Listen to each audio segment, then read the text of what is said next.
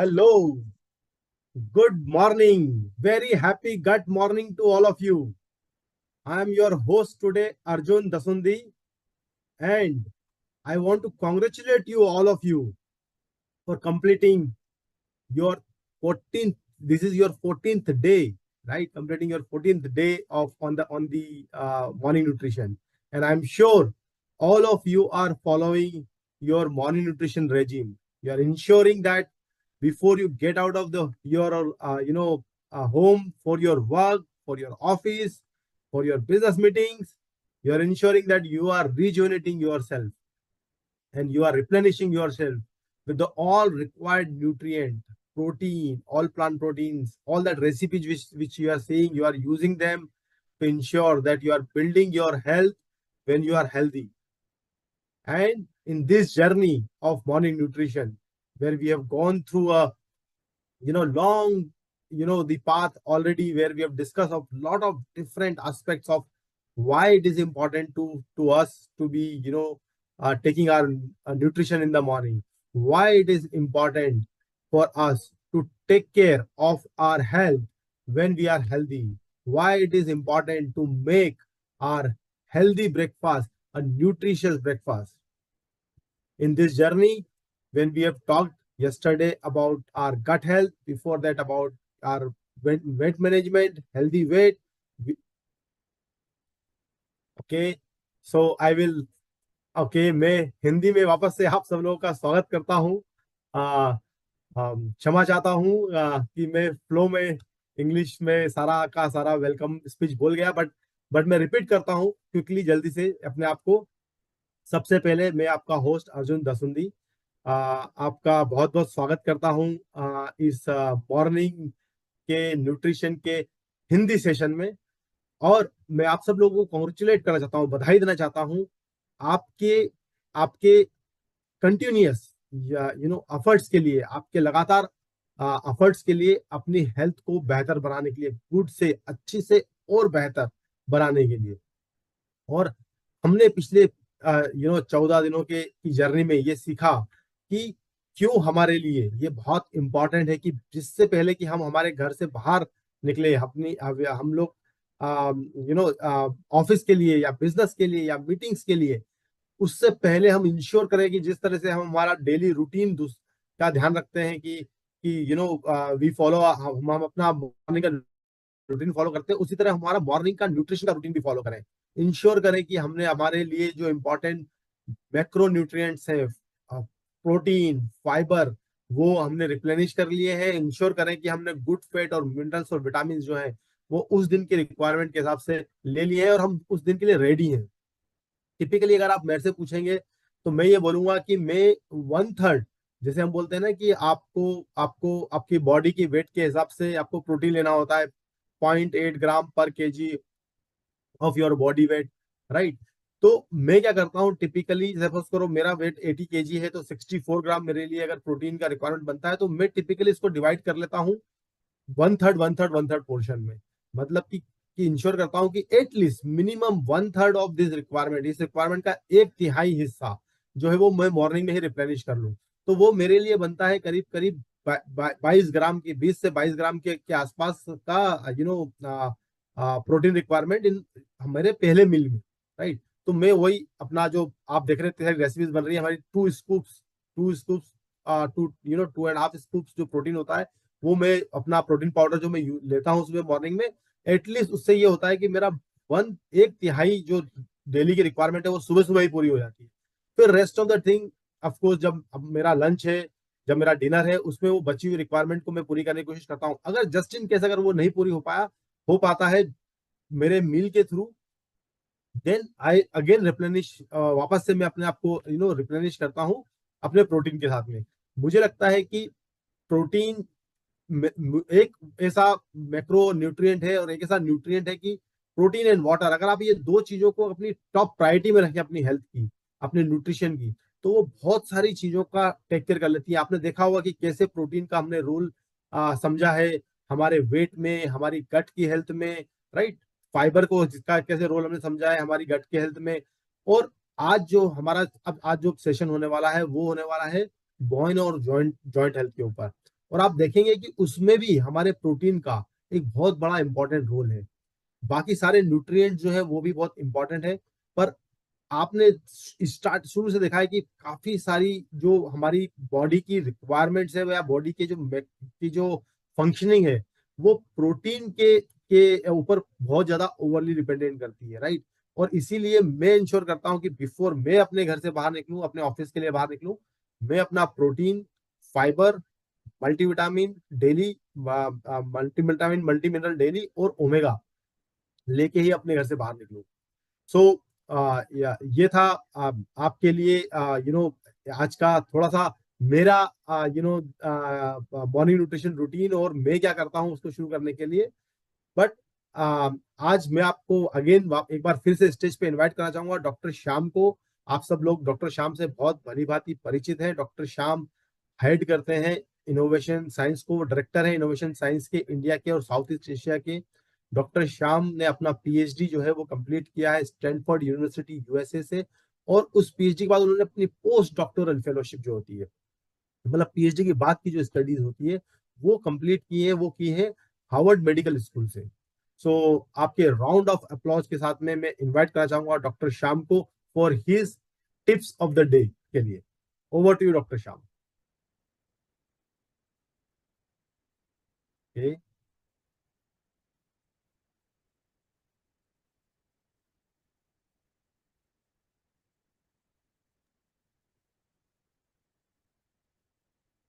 Good morning everyone. सबको मेरे तरफ से बहुत बहुत बधाई। आप यहाँ हैं, इसके मतलब है कि आप ये बहुत सीरियस ले रहे हैं। मैं बहुत खुश हूँ ये सुनकर, ये देखकर। आज आज आज और एक स्पेशल आपको एक सोच है मेरे तरफ से। लेकिन उससे पहले मैं एक हिस्सा बता दूं।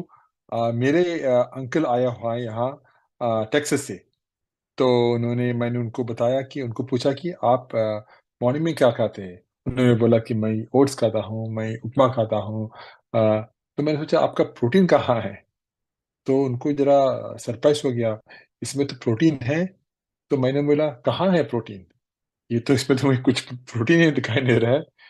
तो मैंने क्या किया, फिर मैंने उनको एक बहुत बढ़िया स्मूदी बना दिया, हमारा ऑलपाइन प्रोटीन डालकर। उसमें दूध डाल दिया और सोया मिल्क भी था मेरे पास। उसमें जरा बेरीज डाल दिया, बनाना डाल दिया। इतना पसंद आ गया। अभी दूसरे दिन भी, आज सुबह भी उन्होंने पूछा मुझे, हाँ मुझे वो आपका जो शेक बनाया था मुझे देंगे। तो मैंने आज भी बना दिया, पर उसको उनको ही नहीं, उनके पोता पोती को भी दे दिया, उनके बेटे भी था मेरा साथ, उनको भी दे दिया। तो मैंने सोचा कि देखो ये एग्जाम्पल बन सकता है, क्योंकि हम उनको बता सकते हैं कि देखो इसका पावर क्या है। तो यही था मेरा आज का एक एक एग्जाम्पल ऑफ कैसे हम इन्फ्लुएंस कर सकते हैं हमारे दोस्तों को, हमारे रिश्तेदारों को, हमारे जो प्यारे हैं उनको। लेकिन आज का स्पेशल स्पीकर है डॉक्टर निकिता मेहरा। डॉक्टर निकिता मेहरा हमसे कुछ स्पेशल बात करेंगे बोन और जॉइंट के बारे में, और उनका उनका इम्पोर्टेंस मॉर्निंग न्यूट्रिशन से। लेकिन लेकिन निकिता आने से पहले मेरा और एक सोच था आज। तो एक स्टडी था, बहुत बढ़िया स्टडी था। ये स्टडी जामा इंटरनल मेडिसिन में पब्लिश हुआ था। बहुत सारे ऑथर्स थे उसमें। कोई मुझे लग रहा है स्टैनफोर्ड से थे, और कोई बहुत सारी यूनिवर्सिटी से थे। लेकिन एक जबरदस्त स्टडी था, क्योंकि ये हमें सिखाते हैं कि अर्ली न्यूट्रिशन का इम्पोर्टेंस क्या है। तो उन्होंने क्या किया इस ग्राउंड ब्रेकिंग स्टडी में, 90 एडल्ट 90 एडल्ट जिन्हें ओबेसिटी थी ओबेसिटी थी ने उनको रैंडमाइज क्लिनिकल ट्रायल में बुलाया था। उन्होंने क्लिनिकल ट्रायल बुलाया, और उन्होंने क्या किया, उन्होंने इस ग्रुप को दो कर दिया। एक ग्रुप ने अर्ली टीआरई स्केड्यूल फॉलो किया, जिसमें उन्होंने अपने सारे मील्स 8 घंटे की विंडो में 7 बजे से 7 सुबह 7 बजे से 3 बजे तक के बीच में कंज्यूम कर दिया। तो फर्स्ट ग्रुप ने क्या किया, उन्होंने उनका 8 घंटे का विंडो था, और वो 8 घंटे 7 o'clock को शुरू हुआ, 7 बजे, और खत्म हो गया 3 बजे। तो उनके मील्स तभी फिनिश हो गए। फिर दूसरा ग्रुप ने उन्होंने बोला, दूसरा ग्रुप बोला आप 12 घंटे के से ज्यादा का ईटिंग विंडो लगा दो, नो प्रॉब्लम। तो 1 घंटे था, 8 8 आवर्स का, सुबह से शाम तक, 3 बजे तक। फिर दूसरे था 12 घंटे और उससे ज्यादा सेल्फ सिलेक्टेड ईटिंग। तो उनको पूछना था कि कुछ अलग पड़ता है इनका इनका इनका इस बिहेवियर से। तो रिजल्ट्स बहुत इंस्पायरिंग थे। जो लोग अर्ली टीआरई स्केड्यूल फॉलो कर रहे थे, जो लोग अर्ली टीआरई स्केड्यूल फॉलो कर रहे थे, जिन्होंने 7 बजे सुबह से 3 बजे तक उनका खाना खत्म कर दिया, उन्होंने सिग्निफिकेंटली ज्यादा वेट लॉस किया। कितने? 6.3 kilogram, 6 kilogram, compare to 4 kilogram जो कंट्रोल ग्रुप ने लूज किया। So 6 kilogram versus 4 kilogram. और भी इंकरेजिंग बात ये थी कि उन्होंने और एक एनालाइज किया, सेकेंडरी एनालिसिस किया। उन्हें उसमें पाया गया कि जो स्ट्रिक्टली जो early TRE regiment, time restricted eating regiment को फॉलो करते रहे, उन्होंने सिर्फ ज्यादा वेट लूज नहीं किया बस, बल्कि उनका बॉडी फैट का रिडक्शन भी ज्यादा था, सब्सटैंशियल था, सिग्निफिकेंट था। तो इसका मतलब क्या है कि इनका डबल डोज पॉजिटिविटी है, राइट। एक तो उनका वजन तो कम हो गया, लेकिन वो वजन का हाँ कम हो गया उनका फैट से, तो फैट रिडक्शन भी ज्यादा था। तो मैं ये सोच रहा था, ये स्टडी हमें ये बताती है कि अपने ईटिंग पैटर्न्स को अपने बॉडी के नेचुरल रिदम के साथ अलाइन करना कितना ट्रांसफॉर्मेटिव हो सकता है। तो जब हम अपने मील्स दिन के पहले हाफ में, या सुबह से 3 बजे तक कंज्यूम करते हैं, तो हमारे शरीर को फूड्स को एफिशिएंटली मेटाबलाइज करने का मौका मिलता है, क्योंकि हम बहुत एक्टिव रहते हैं उस वक्त। तो हमारे फूड को भी बहुत खुश है कि हम एक्टिव है, तो फूड भी एक्टिव रहते हैं, तो बहुत मेटाबलाइज करने के लिए बहुत अच्छे अच्छे समय है। तो बेटर बेटर वेट मैनेजमेंट हो सकते हैं, और हमारे मेटाबॉलिक हेल्थ को अच्छी तरह लीड करता है। इसके अलावा मेरा ये भी सोच था, सिर्फ सोच है, कि अगर हम अर्ली जो ईटिंग पैटर्न बना हो तो बनाएंगे, तो हमें बेटर डाइजेशन सपोर्ट में करता है, डाइजेशन को हम सपोर्ट करता है, स्लीप का क्वालिटी पॉसिबली एनहांस कर सकते हैं। और जरा या तो यही तो मेरा सोच की आपका हेल्थ को कुछ अच्छी तरह से इम्प्रूव कर सकते हैं। तो सोचिए, हमारे एंसेस्टर्स, हमारे पूर्वज, राइट, उन्होंने, उनका क्या था, उनको जो दिन के रोशनी में उनका खाना खाते थे, वो था सही रास्ता, राइट। जो हमारे तुम, क्योंकि उनका बल्ब्स नहीं था, उनका ट्यूबलाइट्स नहीं था, कुछ नहीं था, तो उनका खाना सुबह से दोपहर तक, या 3 बजे 4 बजे तक बस उनका हो गया। तो यही था मेरा आज का सोच। चलिए अब मिलेंगे डॉक्टर निकिता मेहरा से। आपको पता है वो जामिया हमदर्द से पीएचडी किया हुआ है, हमारा स्टार स्टार रिसर्चर है। मैं बहुत खुश हूँ कि वो हमारे साथ है, और हमें एक एक्साइटिंग टॉक देंगे आज। Doctor Nikita, stage is yours. Thank you so much, Dr. Sham. A very happy good morning to all of you. नमस्कार, आप सबका स्वागत है आज के मॉर्निंग न्यूट्रिशन के सेशन में। हम 14 दिन कंप्लीट कर चुके हैं और आज हम 15th डे पे, जैसा कि डॉक्टर श्याम ने कहा, एक इंटरेस्टिंग टॉपिक जो कि बहुत जरूरी है हम सबके लिए, उसके बारे में जानेंगे, जो कि है हमारा बोन एंड जॉइंट हेल्थ। तो मैं बस आपके साथ शेयर करती हूँ। ठीक है, तो आज का हमारा सेशन रहेगा जिसमें हम जानेंगे कि क्या इम्पोर्टेंस है हमारे बोन एंड जॉइंट हेल्थ की, और बोन एंड जॉइंट हेल्थ को सपोर्ट करने के लिए हमारे फाउंडेशनल मॉर्निंग न्यूट्रिशन बास्केट में क्या है, और क्या न्यूट्रिशन की जरूरत है और क्यों है वो जरूरत, और मॉर्निंग में ही क्यों है। तो ये सब चीजें हैं जो हम आज समझेंगे। तो सबसे पहले शुरू करने से पहले मैं आप लोगों से एक क्वेश्चन पूछना चाहूंगी, जिसमें कि आप अपने आंसर चैट बॉक्स में डाल सकते हैं कि हमारी बॉडी को जो स्ट्रक्चर है, जो आकार मिलता है और उसकी मूवमेंट में क्या हेल्प करता है। आप सब अपने आंसर्स जो है चैट बॉक्स में डाल सकते हैं। सिंपल सा सवाल है कि हमारी जो बॉडी है उसको स्ट्रक्चर कौन देता है और हमारी बॉडी के मूवमेंट में क्या हेल्प करता है।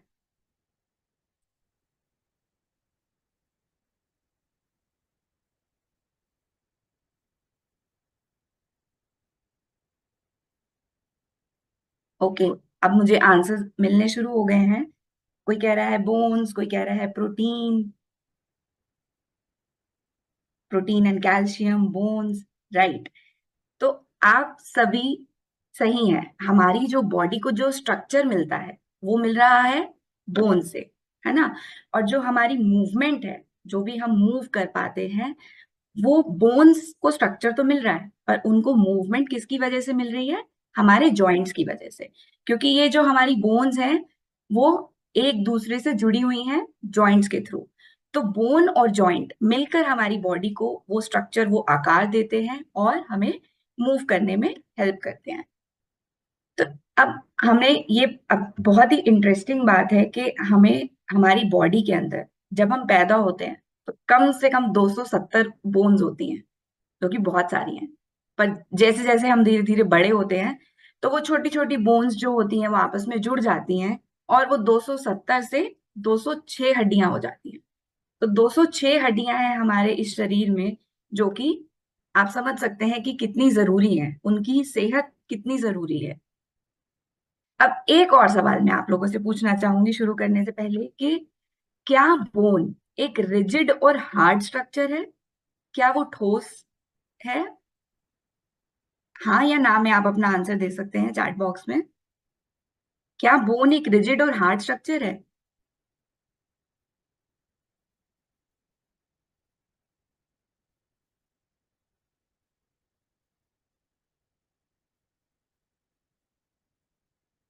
हाँ या ना? आपको क्या लगता है कि बोन हार्ड है या सॉफ्ट है?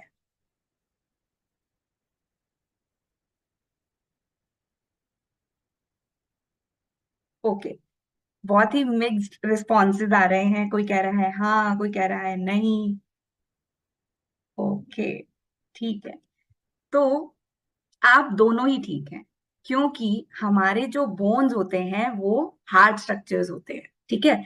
हार्ड स्ट्रक्चर्स होते हैं, बट उसका कुछ पोर्शन जो है वो अंदर से सॉफ्ट होता है। तो वो हम आगे समझेंगे कि कैसे है। तो आप दोनों ही सही हैं, पर मेजरली जो हमारी बोन्स हैं वो क्या होती हैं? रिजिड होती हैं। ऊपर से तो हार्ड ही है ना, अंदर से थोड़ी बहुत सॉफ्ट होती है। वो क्या है, किस वजह से है, वो हम समझेंगे। पर बोन्स हमारी जो है वो रिजिड कैल्सिफाइड स्ट्रक्चर्स होते हैं, जो कि कैल्शियम और फास्फोरस से बनता है वो जो हार्ड स्ट्रक्चर। और ये हम बोन्स जो है सभी वर्टिब्रेट्स, मतलब जो भी हमारे एनिमल्स जिनमें स्पाइनल कॉर्ड होती है, वर्टिब्रा होता है, उन सब में ये होती है। तो अब बोन जरूरी क्यों है हमारी बॉडी के लिए? क्या ऐसा इंपॉर्टेंट फंक्शन है? क्या सिर्फ और सिर्फ ये स्ट्रक्चर देती है, सिर्फ इतना ही है? नहीं। एक तो ये सपोर्ट तो करती है, बॉडी को शेप दे रही है, ये हम सब ने समझ लिया। पर उसके साथ साथ ये हमारी पूरे बॉडी के जो मूवमेंट है उसको सपोर्ट करती है। हमारी बॉडी में जो मसल्स हैं, मसल्स हमारे बोन के साथ अटैच होते हैं। हमारी हड्डी होती है, उसके ऊपर मसल्स होते हैं। अब जो भी आपको मूवमेंट करना है, मसल्स के मूवमेंट के लिए आपको बोन का सपोर्ट चाहिए। अगर बोन नहीं होगा तो आप मूव नहीं कर पाएंगे। उसके साथ साथ जो हमारे असेंशियल मिनरल्स हैं, जो बहुत जरूरी मिनरल्स होते हैं, जो हमारी बॉडी को चाहिए बॉडी की फंक्शनिंग के लिए, वो इनको स्टोर करके रखती है।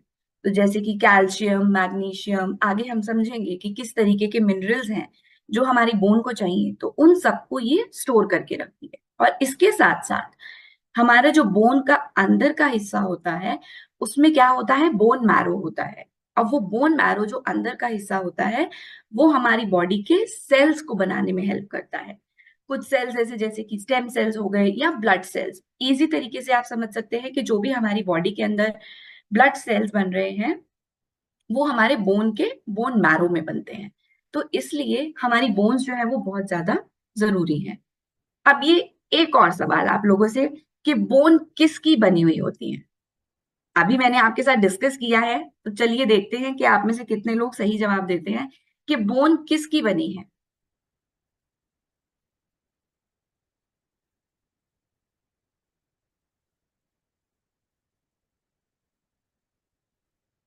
बोन किन कंपोनेंट से मिलकर बनी है?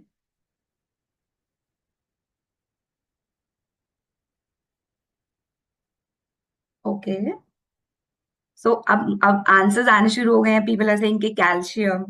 ओके, आप मैक्सिमम लोग जो है वो बोल रहे हैं कैल्शियम, और आप ठीक हैं। पर कैल्शियम के अलावा भी हमारी बोन्स में बहुत सारी चीजें होती हैं, तो वो क्या है देखते हैं। अब बोन जो है हमारी, हमने अभी समझा कि मैक्सिमम जो बाहर का हिस्सा है वो हार्ड है, रिजिड है ना, कॉम्पैक्ट है। तो 80% हिस्सा जो है हमारी बोन का वो कॉम्पैक्ट है, और जो 20% हिस्सा होता है वो स्पॉन्जी होता है। तो जो हमारा बाहर का हिस्सा है उसमें क्या है, हमारे मिनरल्स होते हैं। मिनरल्स में मेनली होता है कैल्शियम एंड फास्फोरस, जिसको हम हाइड्रोक्सी एपेटाइट बोलते हैं। तो कैल्शियम और फास्फोरस मिलकर हमारा वो हार्ड स्ट्रक्चर बनाते हैं। उसमें कुछ हद तक पानी भी होता है, और उसके साथ साथ हमारे बोन में प्रोटीन भी होता है। अब प्रोटीन क्या करता है, प्रोटीन में कोलेजन सेल्स होते हैं, और हाइलुरोनिक एसिड। हाइलुरोनिक एसिड जो होता है वो मॉइस्चर के लिए और वो लुब्रिकेशन के लिए रहता है। तो अब हमारे जो बोन है, अगर हम समझे उसको दो भाग में बांट सकते हैं हम। एक कि हमारे जो मैट्रिक्स रहेगा, और दूसरा जो अंदर का हिस्सा रहेगा। जो मैट्रिक्स है, बाहर का हिस्सा, वो किससे बना है, प्रोटीन और मिनरल से। तो लगभग 20 से 40% जो है वो हमारी बोन में प्रोटीन होता है।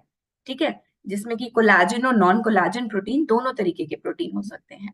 और मिनरल्स की अगर हम बात करें, तो 50 से 70% जो हमारी बोन का कॉम्पोजिशन है वो किससे बना है, मिनरल से।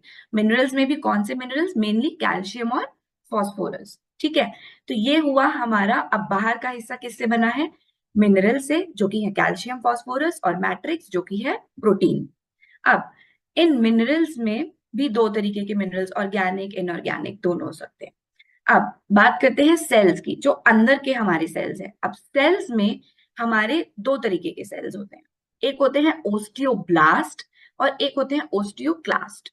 तो आप इनको किस तरीके से समझ सकते हैं कि एक सेल होता है जो कि हमारी बोन को बनाने में मदद करता है, वो हुआ ओस्टियोब्लास्ट।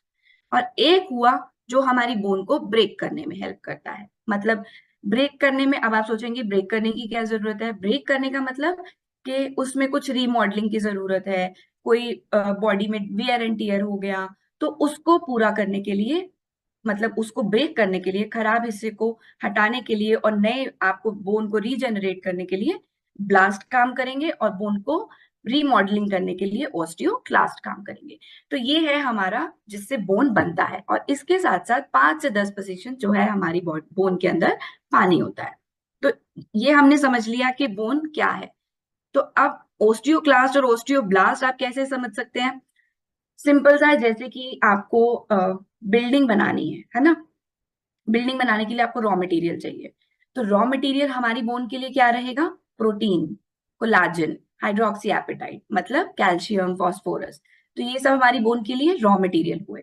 पर अब इसको बनाने के लिए आपको जो है कोई मदद चाहिए कि कौन इस रॉ मटेरियल को यूज करके बनाएगा। तो वो कौन बनाता है, हमारे ओस्टियोब्लास्ट। ये हमारा मेंटेनेंस क्रू है, मतलब बोन बिल्डिंग में हेल्प करेगा इन रॉ मटेरियल्स को यूज करके। और यही अगर इन रॉ मटेरियल्स को तोड़कर नए रॉ मटेरियल्स लाने हैं, तो उससे पहले आपको ये तोड़ना पड़ेगा। तो उसको तोड़ने के लिए जो रीमॉडलिंग करनी है, उसमें कौन मदद करेगा, ओस्टियोक्लास्ट। ठीक है, अब ये हमने समझ लिया कि बोन हमारा क्यों जरूरी है और किससे बना है। तो एक और सवाल आप लोगों से कि क्या ये living and non living structure है। क्या बोन लिविंग स्ट्रक्चर होती है या नॉन लिविंग होती है।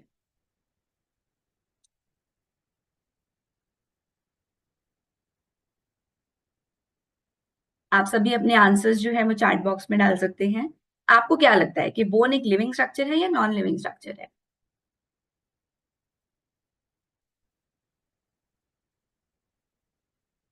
Yes, bone is a very good. तो अभी आंसर्स आने शुरू हो गए हैं, मैक्सिमम आंसर्स बोल रहे हैं कि लिविंग स्ट्रक्चर, राइट। अब हमारी बॉडी में है, जैसे कि हेयर है, हमें पता नहीं चलता है ना, कि बट लेकिन वो भी लिविंग है, ग्रो करते हैं। लाइकवाइज हमारी बोन जो है वो लिविंग स्ट्रक्चर है। तो आइए समझते हैं कि अब बोन रीमॉडलिंग क्या होता है ना, बोन ब्रेकडाउन में क्या होता है। ऐसा ये आपको फिगर देखकर बहुत ही कॉम्प्लिकेटेड लग रहा होगा, बट बहुत ही सिंपल है। क्या होता है कि हमारे जो बोन है उसमें क्या होता है, हमारी बॉडी के अंदर चेंजेस होते हैं। हमारी बॉडी में हार्मोनल चेंजेस हैं, या हमारी बॉडी ग्रो कर रही है ग्रोइंग एज में, तो हमारी बॉडी को सिग्नल्स मिलते हैं। तो ओस्टियोक्लास्ट जो है वो क्या करेंगे, हमारे जो ऑलरेडी लाइनिंग सेल्स हैं उनको सिग्नल मिलेगा, वो ओस्टियोक्लास्ट काम करना शुरू करेंगे, वो ब्रेक डाउन करेंगे। अब क्या होगा, वो ब्रेक डाउन करेंगे तो ओस्टियोब्लास्ट का काम क्या है, उन बोन्स को वापस से बनाना।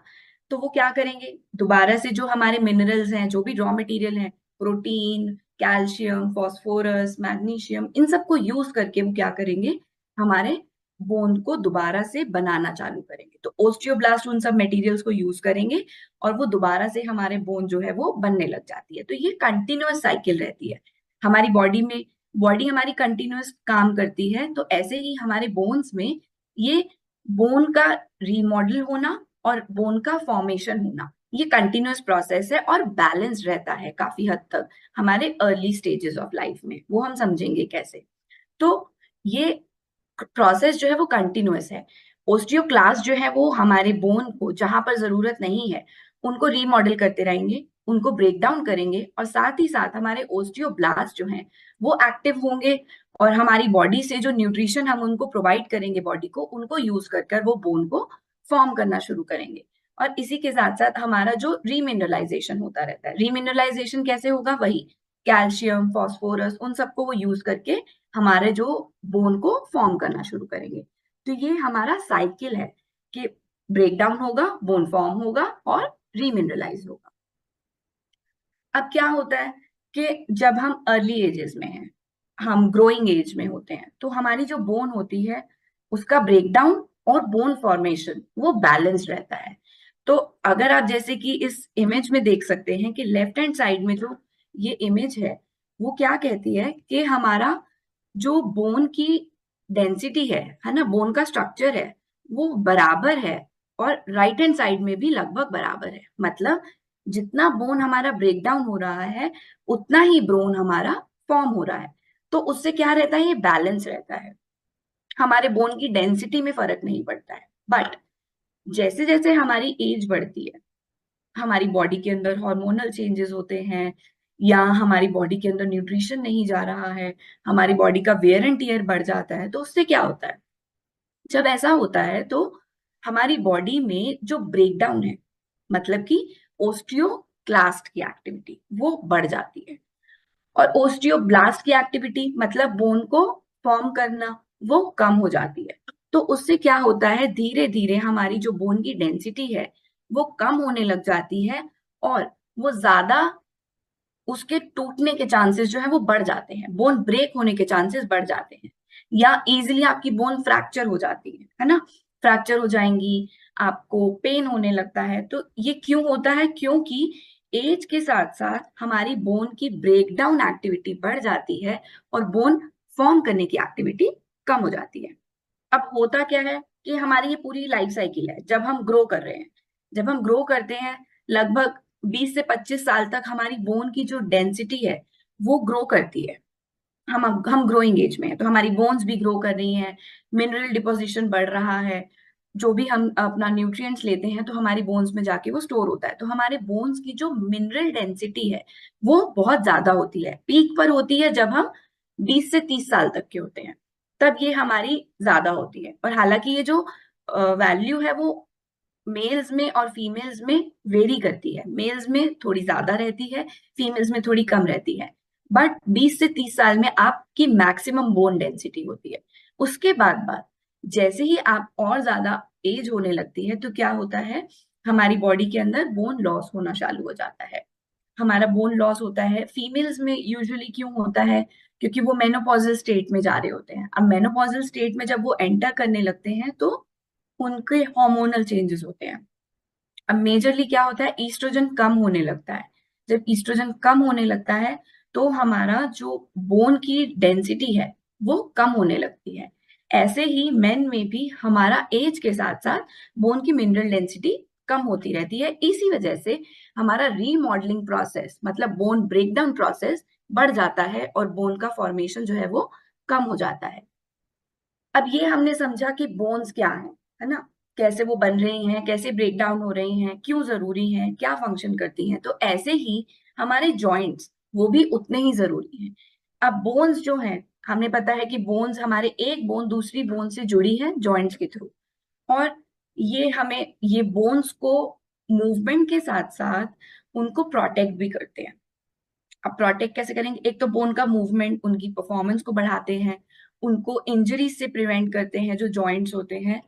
अब कितने तरीके के जॉइंट्स होते हैं हमारी बॉडी में, मेजरली 3 तरीके के होते हैं। फाइब्रस, जो हमारे स्कल में देखे जाते हैं, जो कि इमूवेबल होते हैं, मूव नहीं करते। दूसरे होते हैं हमारे कार्टिलेजेस। अब कार्टिलिजीनियस जो जॉइंट्स होते हैं वो क्या करते हैं, वो होते हैं हमारे वर्टिब्रा में, मतलब हमारी जो रीढ़ की हड्डी होती है। अब उसमें क्या है कि एक वर्टिब्रा से दूसरे वर्टिब्रा को जुड़ने के लिए उसमें एक स्पॉन्जी और ये कुशनिंग चाहिए होती है बोन्स में। क्यों? क्योंकि हमारी जो रीढ़ की हड्डी है, जो हमारी स्पाइनल कॉर्ड होती है, उसको फ्लेक्सिबिलिटी भी चाहिए। वो रिजिड होनी चाहिए, बट उसके साथ साथ उसको मूवमेंट के लिए फ्लेक्सिबल होना भी बहुत जरूरी है। तो ये जो कार्टिलेजिनस जॉइंट्स होते हैं वो हमारे रीढ़ की हड्डी में पाए जाते हैं। और तीसरे तरीके के हमारे जॉइंट्स होते हैं साइनोवियल जॉइंट्स। साइनोवियल जॉइंट्स हमें कहाँ मिलेंगे, मेजरली हमारे एल्बो में और हमारे घुटनों में, मतलब कि नी जॉइंट्स में। तो अब क्या है कि ये हमारे जॉइंट्स जो है, इसके अंदर फ्लूइड होता है, मूवमेंट के लिए हेल्प करते हैं, और जिससे कि, क्योंकि ये जॉइंट्स जो हैं मेजर जॉइंट्स हैं जहां मैक्सिमम मूवमेंट रहता है लेग्स एंड हैंड्स में, तो इसलिए ये जॉइंट्स जो है वो इजी मूवमेंट के लिए हेल्प करते हैं। और इसके साथ साथ इसके अंदर साइनोवियल फ्लूइड होता है जो इसको लुब्रिकेट करता है, कि जिससे कि बोन आपस में टकराकर इंजरी ना हो। तो इसलिए हमारे जॉइंट्स जो है वो भी बोन के साथ साथ इक्वली इंपॉर्टेंट है। अब क्या होता है कि जैसे साइनोवियल जॉइंट है, अब एज के साथ साथ क्या होता है, हमने जो हमारा बोन है, अगर आप जैसे कि यहाँ पर देख सकते हैं, ये हमारी बोन है, इसके बीच में ये कार्टिलेज है। अब कार्टिलेज किससे बना है, हमारा कार्टिलेज लिगामेंट्स ये हमारे प्रोटीन से बने हैं, है ना। तो मूवमेंट जो है वो हमारी प्रोटीन उतने ही जरूरी है, क्योंकि वो उसको बाइंड करके रखेंगे बोन को। और उसके साथ साथ हमारे यहाँ पर साइनोवियल फ्लूइड होता है। अब एज के साथ साथ क्या है कि अगर आप प्रोटीन डेफिशिएंट है, या आप प्रॉपर हाइड्रेशन नहीं है, या प्रॉपर न्यूट्रिशन आपको नहीं मिल रहा है, तो क्या होता है कि ये हमारा जो साइनोवियल फ्लूइड है ये कम होने लगेगा या ड्राई होने लगेगा, और आपके जो कार्टिलेजेस है वो वीक होने लगेंगे। तो उसकी वजह से क्या होगा, ये जो हमारे बोन के बीच में एक गैप होता है जो कि जरूरी है उसके इजी मूवमेंट के लिए, अभी वो क्या होने लगेगा, कम होने लगेगा। तो उसकी वजह से क्या होगा, आपको साइनोवाइटिस, मतलब कि इन्फ्लेमेशन होने लगेगी। जो हमारे साइनोवियल जॉइंट है उसमें वो आपस में रब करते हैं, उसकी वजह से इंजरी होती है और इन्फ्लेमेशन हो सकती है। तो उस वजह से आपको जॉइंट पेन होने लगेगा और आपको बहुत दिक्कतें होने लग जाती हैं। तो अब कार्टिलेज जो है, अभी हमने समझा कि कार्टिलेज जो है वो बहुत जरूरी है ना, क्योंकि बोन जो है वो हमारी फ्लूइड के साथ साथ जो जुड़ी है, जो फाइब्रस स्ट्रक्चर जिससे वो बनी है, वो आपस में मूव कर पा रही है या जॉइंट है, वो है कार्टिलेज। अब कार्टिलेज का एक इंपॉर्टेंट कॉन्स्टिट्यूएंट होता है, वो है ग्लूकोसामीन। ग्लूकोसामीन जो है वो हमारे कार्टिलेज को बनने में मदद करता है, वो हमारे कार्टिलेज का बिल्डिंग ब्लॉक है। तो आपके बॉडी के अंदर ग्लूकोसामीन होना सफिशिएंट अमाउंट में जरूरी है, क्योंकि वो कार्टिलेज को बनने में मदद करेगा। अगर कार्टिलेज सही रहेगा तो आपके जॉइंट की हेल्थ जो है वो सही रहेगी। इसके साथ साथ अगर इन्फ्लेमेशन है, तो इन्फ्लेमेशन हो रही है, तो उसके लिए आप क्या कर सकते हैं, जैसे कि बॉसविलिया। अब बॉसविलिया जो है वो क्या है, एक फाइटोन्यूट्रिएंट है। फाइटोन्यूट्रिएंट का काम क्या होता है, हम पहले भी समझ चुके हैं कि वो एक एंटीऑक्सीडेंट का काम करते हैं। एंटीऑक्सीडेंट का काम करने का मतलब कि बॉडी में जो इन्फ्लेमेशन है उसको कम करेंगे। इन्फ्लेमेशन कम करेंगे तो हेल्दी स्टेट में रहेगा, और ओस्टियोक्लास्ट की जो एक्टिविटी है वो भी कम रहेगी, क्योंकि जब बोन आपस में टकराएंगी तो क्या होगा, बोन का ब्रेकडाउन होना शुरू होने लग जाएगा। तो बोन का ब्रेकडाउन शुरू होगा, बोन में इन्फ्लेमेशन होगी, और उसकी वजह से आपको जॉइंट प्रॉब्लम्स होने लग जाएंगी। तो इसलिए कार्टिलेज जरूरी है। तो कार्टिलेज के लिए बनाने के लिए आपको ग्लूकोसामीन चाहिए होगा, और जो इन्फ्लेमेशन हो रहा होगा उसको ठीक करने के लिए आपको बॉसविलिया जैसे कंपोनेंट्स की जरूरत पड़ती है। अब कुछ फैक्टर्स हैं, अब ये हमने समझा कि बोन जरूरी, जॉइंट जरूरी क्यों है, पर ऐसी क्या चीजें हैं जो हमारे जॉइंट और बोन हेल्थ को अफेक्ट करती हैं। बोन एंड जॉइंट हेल्थ हमने जैसे अभी समझा कि एज के साथ साथ जो है वो उसमें फर्क आता है, या जेंडर जो है उसकी वजह से इसमें चेंज होता है, मेल्स या फीमेल्स में, फीमेल में हार्मोनल चेंजेस ज्यादा होते हैं, उस वजह से हमारे जो बोन और जॉइंट हेल्थ है वो बहुत ज्यादा मैटर करती है। एथनिसिटी मतलब कि आप किस रीजन से आ रहे हैं, आपका क्या जेनेटिक मेकअप है, उसकी वजह से भी। आप फैमिली हिस्ट्री, अगर फैमिली में ही आपके किसी को जॉइंट प्रॉब्लम है या बोन डेंसिटी उनकी कम है, और आपको भी अगर वैसे ही जीन्स मिले हैं, तो आपके अंदर भी चांसेस है कि आपको बोन एंड जॉइंट हेल्थ की प्रॉब्लम हो सकती है। और यहीं अगर हम बात करें स्मॉलर बॉडी फ्रेम, मतलब कि अगर आपकी बॉडी फ्रेम छोटा है तो एज कंपेयर टू जिनके बॉडी फ्रेम बड़े हैं, आपकी बोन्स जो हैं वो कम है, बोन्स कम है, तो उसमें मिनरल्स का डिपोजिशन भी कम रहेगा। जितना जितना ज्यादा सरफेस एरिया उतना ज्यादा एब्जॉर्प्शन। तो अगर सरफेस एरिया कम है तो मिनरल्स का एब्जॉर्प्शन कम होगा, मिनरल्स का एब्जॉर्प्शन कम होगा तो वो इन टर्न आपके बोन और जॉइंट हेल्थ को अफेक्ट करेगा। और हार्मोनल चेंजेस जैसे कि हमने बात किया, और ये जो है स्टैटिस्टिक्स ने भी शो किया, स्टडी में देखा गया कि फीमेल्स जो हैं उनमें जो हमारे बोन रिलेटेड प्रॉब्लम्स थी वो ज्यादा थी। उनमें बोन डेंसिटी मतलब लो बोन मास ज्यादा पाया गया, और ओस्टियोपोरोसिस मतलब कि बोन्स का डिजेनरेट होना और उनका पोरस होना वो भी ज्यादा पाया गया फीमेल्स में। और मेल्स में भी था, but in comparison to males female में ज्यादा था। और कंबाइंड अगर देखें तो 2002 से लेकर 2020 तक वो बड़ा ही है। और इसके साथ साथ एज के अगर हम बात करें, राइट हैंड साइड में जो ग्राफ है वो ये बताता है कि जैसे जैसे हमारी एज बढ़ती है, जो ये ग्रीन कलर के बार्स है, हरे बार्स जो है वो क्या दिखा रहे हैं, नॉर्मल बोन डेंसिटी, मतलब कि बोन मिनरल डेंसिटी आपकी नॉर्मल। और जो पीले बार्स हैं वो दिखा रहे हैं ओस्टियोपीनिया, मतलब बोन डेंसिटी का कम होना। और जो लाल है वो दिखा रहे हैं ओस्टोपोरोसिस, मतलब बोन्स की डेंसिटी बहुत ज्यादा कम हो जाना और ओस्टियोपोरोसिस हो जाना, मतलब कि हॉलो बोन्स डेवलप होने लग जाना। तो ये क्या है, ये देखा गया कि एज के साथ साथ जैसे जैसे हम एज की तरफ बढ़ते हैं हमारी जो मिनरल डेंसिटी है वो कम होती जाती है, ओस्टियोपीनिया के चांसेस हमारे बढ़ते जाते हैं, और लाइकवाइज हम ओस्टियोपोरोसिस की ओर जा रहे हैं। तो एज जो है वो एक बहुत इंपॉर्टेंट फैक्टर है। और कुछ ऐसे फैक्टर्स हैं जो हम चेंज कर सकते हैं। ये तो बात हुई कि कुछ अनचेंजेबल फैक्टर्स जो हमारे कंट्रोल में नहीं है, पर कुछ ऐसे फैक्टर्स हैं जो हम कंट्रोल कर सकते हैं, जैसे कि न्यूट्रिशन। आप क्या न्यूट्रिशन ले रहे हैं, क्या आप सही मात्रा में मिनरल्स और प्रोटीन का इंटेक ले रहे हैं जिससे कि आपकी बोन एंड जॉइंट हेल्थ अच्छी रहे। दूसरा, इनएडिक्वेट स्लीप। अब इनएडिक्वेट स्लीप मतलब जब आपकी नींद पूरी नहीं है, नींद पूरी नहीं होगी तो जो आपकी सिरकाडियन रिदम है मतलब बॉडी क्लॉक वो खराब रहेगी। बॉडी क्लॉक खराब रहेगी, हार्मोनल इम्बैलेंस होगा, हार्मोनल इम्बैलेंस होगा तो इन टर्न आपकी बोन एंड जॉइंट हेल्थ पे फर्क पड़ेगा। और जैसे कि बहुत ही कम, आजकल ऐसा हो गया कि मैक्सिमम लोग जो है वो ऑफिसेज में हैं या घर में हैं, सिर्फ बाहर नहीं जाते हैं, तो सन का जो एक्सपोजर है वो बहुत ही लिमिटेड है या मिलता ही नहीं है।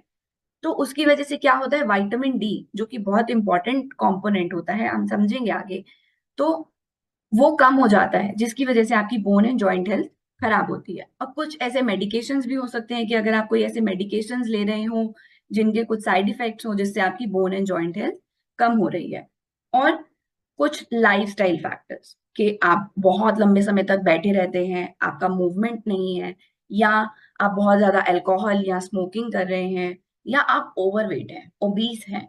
तो उससे क्या होता है कि जब आप बहुत ज्यादा ओवरवेट होते हैं तो आपके जॉइंट्स पे बहुत ज्यादा जोर पड़ता है, तो उस वजह से आपकी जॉइंट हेल्थ जो है वो खराब होती है। तो ये कुछ फैक्टर्स हैं जो हमें चेंज कर सकते हैं और हमें अडॉप्ट करना चाहिए कि ऐसा हम ना करें। और स्टैटिस्टिक्स में ये भी देखा गया कि 10 में से 2 लोग जो हैं वो ओस्टियोपोरोसिस से सफर करते हैं, और 5 में से 10 लोग अगर हम देखेंगे तो उनको ओस्टियोपीनिया है। मतलब कि 10 में से 5 लोग जो है वो ऐसे हैं कि जिनकी मिनरल डेंसिटी कम हो रही है, और उनमें से 10 में से 2 लोग ऐसे होंगे जिनको ओस्टियोपोरोसिस है। एंड 4 अगर हम इंडियंस देखें, उनमें से एक इंडियन आपको ऐसा जरूर मिलेगा जिसको ओस्टियो आर्थराइटिस है, और अगर हम 3 महिलाओं में से एक महिला आपको ऐसी जरूर मिलेगी जिसमें उनको मीनोपॉजल ओस्टियोपोरोसिस है, पोस्ट मीनोपॉजल, क्योंकि वो हार्मोनल चेंजेस हुए हैं और एक्सेस जो बोन रीमॉडलिंग होने लगती है, मतलब बोन लॉस ज्यादा हो रहा है, तो उसकी वजह से उनको ओस्टियोपोरोसिस, ओस्टियोआर्थराइटिस, ये सब जो है वो डेवलप होता है। तो स्टैटिस्टिक्स जो है दिखाता है कि हमें हमारा जो लाइफस्टाइल है या जो हमारा न्यूट्रिशन है वो ठीक नहीं है, और हमारे बोन और जॉइंट की हेल्थ जो है वो अच्छी नहीं है। तो अब कैसे आपको पता चल सकता है, क्या अर्ली साइंस है? अब वैसे तो आपको कोई साइन फील नहीं होगा कि आपकी मिनरल डेंसिटी कम है या ज्यादा है, या कितनी स्ट्रांग है।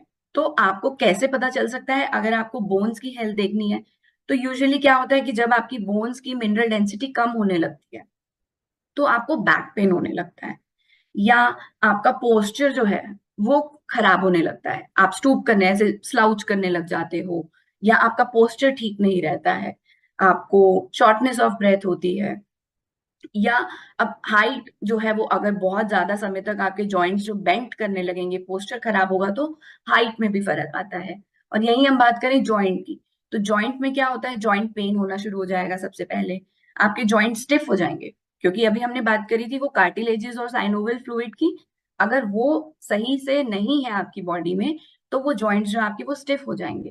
तो जब जॉइंट स्टिफ हो जाएंगे तो आपको क्या होने लगेगा, आपको जॉइंट में पेन होने लगेगा, आपके जॉइंट अकड़े हुए लगेंगे आपको, और आपके जॉइंट्स में सूजन आ जाएगी क्योंकि इन्फ्लेमेशन होने लगेगी। तो जब इन्फ्लेमेशन होने लगेगी तो रेडनेस और सूजन आने लगती है। तो उससे क्या होगा कि आपकी जो मूवमेंट है, मोबिलिटी में आपको बहुत फर्क पड़ेगा। और इसके साथ साथ एक अर्ली साइन क्या भी है कि आपकी हड्डियों में से आवाज आने लगेगी, कि क्लिकिंग साउंड आने लगती है बहुत जल्दी, तो दैट मीन्स कि आपके जॉइंट्स जो है वो हेल्दी नहीं है। तो अभी हमने बात करी ये सब कि बोन्स क्या होती हैं, किस चीज से बनी है, उसका बनना, और जो रीमॉडलिंग है वो कैसे होता है, क्या न्यूट्रिशन की जरूरत होती है। ऐसे ही हमने जॉइंट हेल्थ के बारे में देखा कि क्या है जॉइंट हेल्थ, किस चीज से बने हैं, क्यों जरूरी है, और क्या हमारे स्टैटिस्टिक्स कहते हैं हमारी जॉइंट एंड बोन हेल्थ के बारे में। तो अब हम देखेंगे कि क्या न्यूट्रिशन है जो आपको लेना चाहिए। ओके, तो अभी हमने देखा कि न्यूट्रिशन सही होना चाहिए, और हमने ये भी देखा कि बोन जो है उसमें 20 से 40% जो है वो क्या है, प्रोटीन्स। तो प्रोटीन जो है क्यों जरूरी है, क्योंकि हमारे कुछ अमाइनो एसिड्स हैं जो कि बहुत ज्यादा इंपॉर्टेंट है हमारे बोन एंड जॉइंट हेल्थ के लिए। तो क्या है, क्योंकि अमाइनो एसिड्स क्या है, हमारे प्रोटीन के बिल्डिंग ब्लॉक हैं। अमाइनो एसिड्स मिलकर हमारा प्रोटीन स्ट्रक्चर बनाते हैं, और ऐसा ही कुछ अमाइनो एसिड्स हैं जो हमारे डायरेक्टली बोन पर काम करते हैं, जैसे कि lysine, threonine, methionine, tryptophan and isoleucine. तो ये क्या करते हैं, ये हमारे ओस्टियोब्लास्ट, ओस्टियोब्लास्ट मतलब हमारे बोन फॉर्मिंग सेल्स, उनकी एक्टिविटी को बढ़ाते हैं, और बोन डीफॉर्मिंग मतलब बोन रीमॉडलिंग करने वाले जो हमारे अमीनो एसिड्स हैं उनकी एक्टिविटी को कम करते हैं। और तो क्या, और दूसरा है जैसे कि आइसोल्यूसिन है, प्रोलीन है, तो ये क्या करते हैं, बोन मैरो, बोन मैरो में हमने अभी समझा था कि क्या है, बोन मैरो हमारे जो सेल्स को बनाने में, जैसे कि हमारे जो ब्लड सेल्स हैं उनको बनाने में मदद करते हैं। तो ये आइसोल्यूसिन और प्रोलीन जो है वो बहुत जरूरी है हमारे बोन मैरो की हेल्दी फंक्शनिंग के लिए। तो अगर वो अच्छे होंगे तो हमारे जो सेल्स हैं वो अच्छे रहेंगे और अच्छे प्रोडक्शन होगी, हेल्दी रहेंगे। दूसरा, ऑक्सीडाइज ट्रिप्टोफैन। ट्रिप्टोफैन क्या करेगा? हमारा सेलुलर हेल्थ, जैसे कि हमारा आइसोल्यूसिन एंड प्रोलीन कर रहा है बोन मैरो को, वैसे ही हमारे जो ये सेल्स जो है उनका नंबर और उनकी हेल्थ जो है बढ़ाने में हेल्प करता है। और आइसोल्यूसिन एंड वेलिन वो हमारे मिनरल डेंसिटी को इंप्रूव करता है।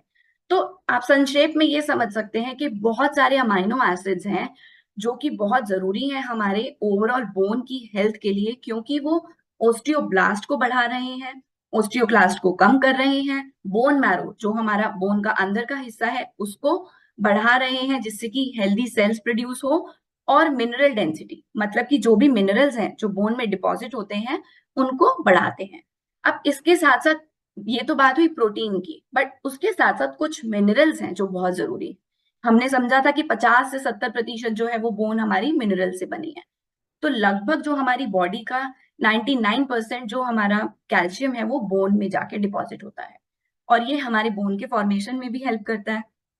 तो इसको आप अब ये मिल कहाँ से सकता है आपको?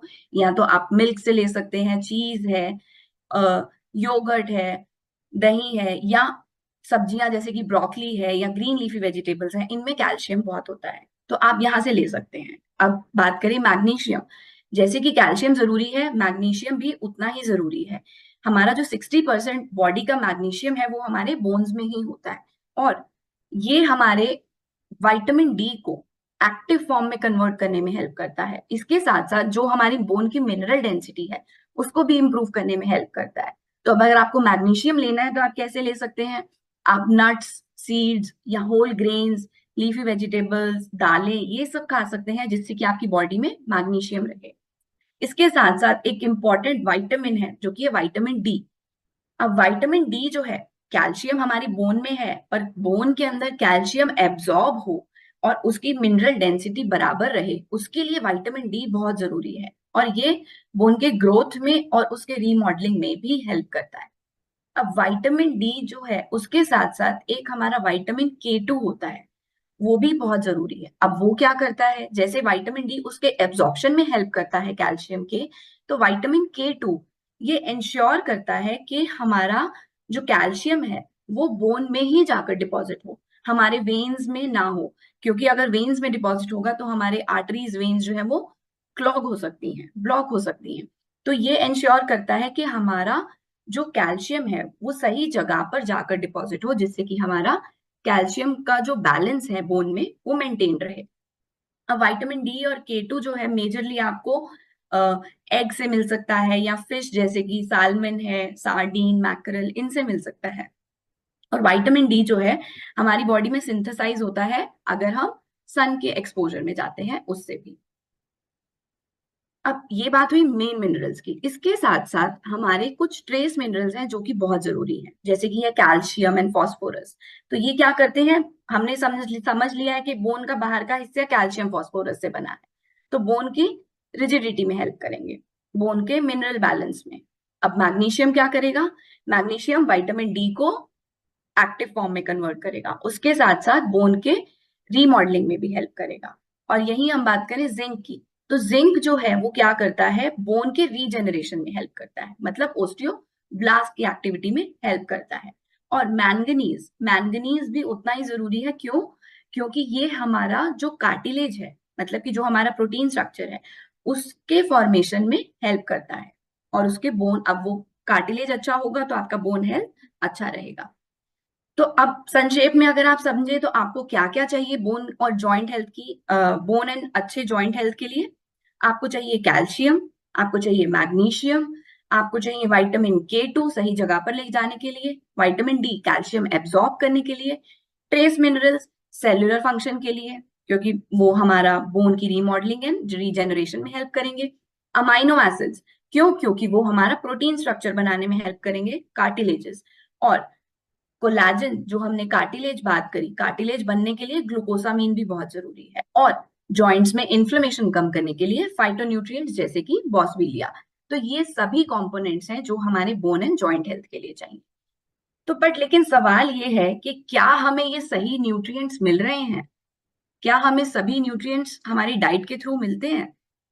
नहीं, क्योंकि स्टैटिस्टिक्स कहता है कि 10 में से 8 लोग जो है वो हमारे इंडिया में प्रोटीन डेफिशिएंट है। और 9 लोगों को तो 10 में से 9 लोगों को ये भी नहीं पता है कि उनको कितना प्रोटीन डेली बेसिस पे लेना चाहिए। और यही हम बात करें माइक्रो न्यूट्रिएंट्स की, तो 10 में से 8 लोग जो है वो माइक्रो न्यूट्रिएंट डेफिशिएंट है, मतलब कि हमें सही मात्रा में पोषण नहीं मिल रहा है। 4 में से 3 लोग ऐसे हैं जिनको विटामिन डी की डेफिशिएंसी, और 2 में से 1 ऐसा मिलेगा जिसमें कैल्शियम की डेफिशिएंसी है। और ये अगर हम स्टैटिस्टिक्स देखें इंडियन विमेन में, तो इंडियन विमेन में पर्टिकुलरली देखा गया है कि 70 से 90% महिलाएं जो हैं उनमें विटामिन डी की कमी है, और 40% तक महिलाओं में कैल्शियम की कमी पाई गई है।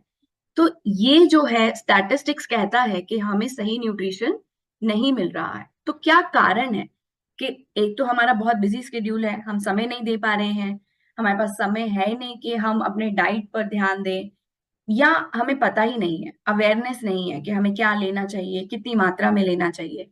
पर अगर हमें पता भी है तो हमें वो पोषण उतना मिल नहीं रहा है, हमारे फूड सोर्सेज जो है उनमें न्यूट्रिशन की उतनी कमी है कि हमें जो बॉडी को रिक्वायरमेंट है वो पूरी नहीं हो पा रही है।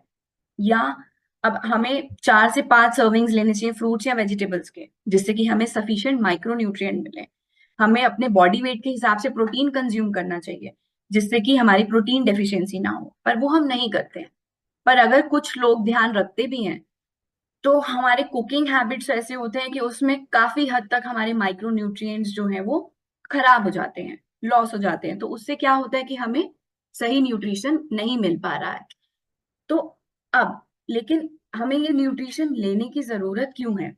हमें ये पता चला कि हमें ये सब, हमें ग्लूकोसामिन लेना है, विटामिन डी लेना है, बॉसविलिया होना चाहिए, कैल्शियम मैग्नीशियम होना चाहिए। पर अब अगर हम ये डाइट से नहीं मिल पा रहा है तो हम क्या करेंगे? इसको सप्लीमेंट्स के थ्रू लेंगे, क्योंकि सप्लीमेंट जो है, जो भी हमारी बॉडी में कमी है उसको हम पूरा कर सकते हैं। पर लेकिन अब किस समय पर लें, ये एक सबसे कॉमन सवाल होता है। तो ये हमें मॉर्निंग टाइम में लेना बेनिफिशियल रहता है, क्योंकि हमारी जो बॉडी है उसमें जो बोन ब्रेकडाउन हमने समझा, बोन रीमॉडलिंग मतलब कि ओस्टियोक्लास्ट का काम होना, वो हमारी बॉडी के अंदर रात के समय ओस्टियोक्लास्ट एक्टिविटी ज्यादा रहती है। और हम जब फास्टिंग स्टेट में होते हैं, क्योंकि हम कुछ खाते नहीं है, तो हमारी बोन जो है वो भी अपना रीमॉडलिंग करना स्टार्ट करती है। और हार्मोन्स जो है हमारे, ग्लूकोकॉर्टिकॉइड हार्मोन होता है जो कि हमारा इन दोनों को, ओस्टियोक्लास्ट और ओस्टियोब्लास्ट की एक्टिविटी को बैलेंस करता है। तो ये भी हमारा नाइट टाइम पे एक्टिविटी जो है वो स्टार्ट होती है, और ओस्टियोक्लास्ट मतलब बोन रीमॉडलिंग हमारा रात के समय होता है, और जो बोन फॉर्मेशन होता है मतलब ओस्टियोब्लास्ट की जो एक्टिविटी होती है वो दिन के समय होती है। तो हमारी बॉडी क्लॉक इस तरीके से काम करती है। तो इसलिए जब हमारी रीमॉडलिंग हुई है रात में, तो अब बोन जनरेशन होना है मॉर्निंग में। तो जब आपको बिल्डिंग बनानी है तो उसी समय आपको रॉ मटेरियल्स चाहिए होंगे।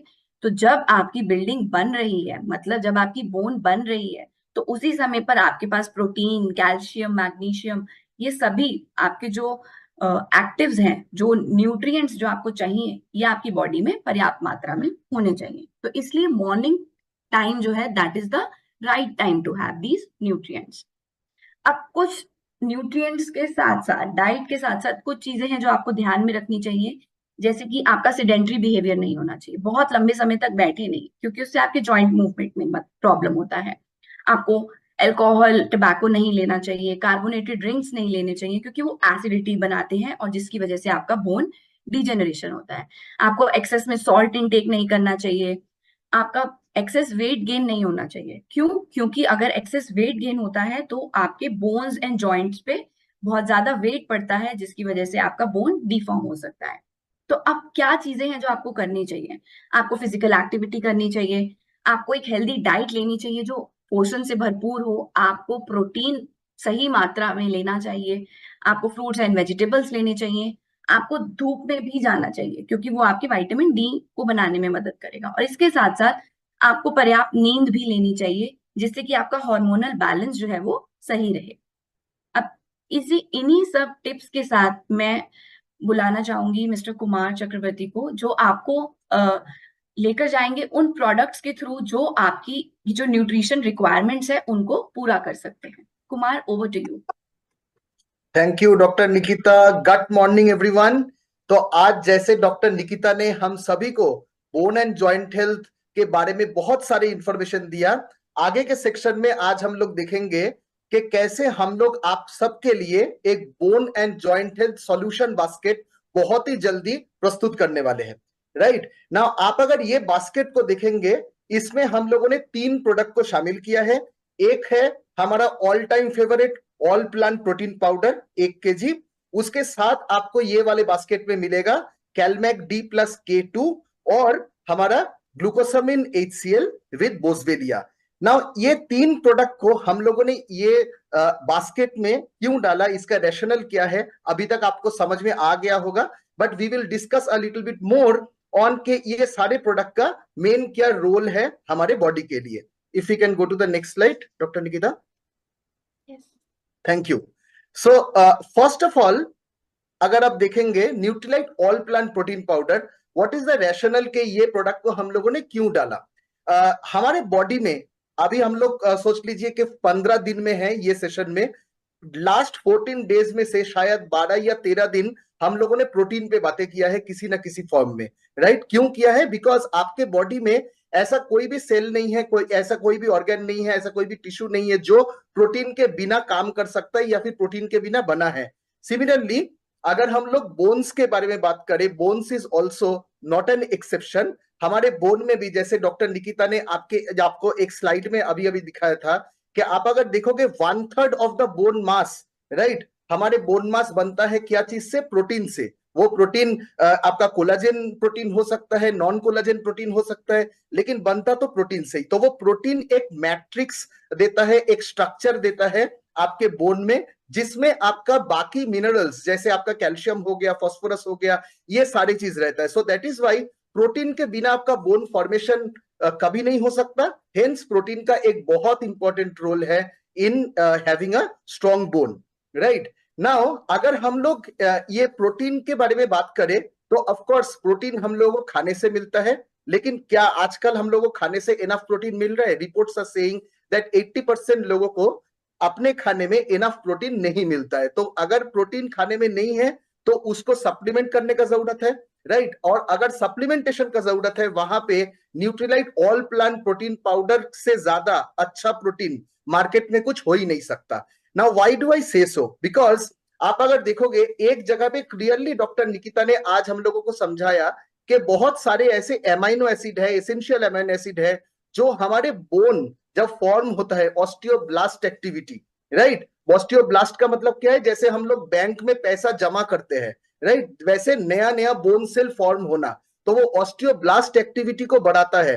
Right there are certain amino acids जो आपका बोन सेल का घटना उसे कम करता है, आपके बॉडी में मिनरलाइजेशन, कैल्शियम को बढ़ाना उसमें हेल्प करता है। तो ये सारे चीजों में ये सारे एसेंशियल एमिनो एसिड्स का जरूरत है, जो इंश्योर करता है कि आप जब ऑल प्लांट प्रोटीन पाउडर सुबह सुबह लेते हो तो यू कैन बी श्योर कि आपके ये 9 एसेंशियल एमिनो एसिड और बाकी एमिनो एसिड्स भी आपको एक साथ आपके खाने से मिल जाए। राइट नंबर 2 पॉइंट अगर देखा जाए दैट इज के प्रोटीन का एक तो हो गया कि मैंने कितना प्रोटीन लिया, लेकिन उसके साथ साथ बहुत इंपॉर्टेंट है कि मैं जो प्रोटीन ले रहा हूं whether that protein quality is good और नॉट।